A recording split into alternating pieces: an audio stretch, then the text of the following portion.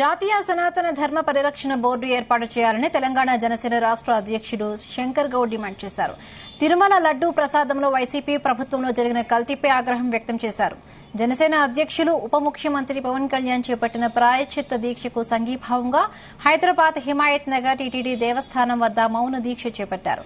తిరుమల లడ్డూను కల్తీ చేసిన వారిపై కఠిన చర్యలు తీసుకోవాలని డిమాండ్ చేశారు.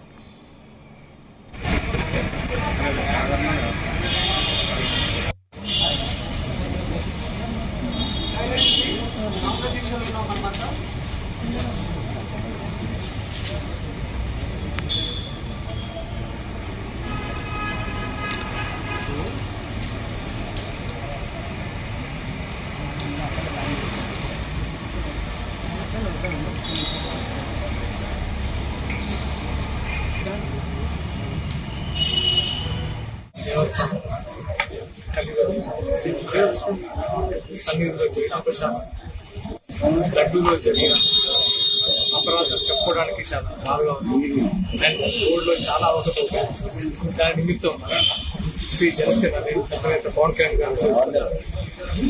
ఈ ప్రాయశ్చిత్త దీక్ష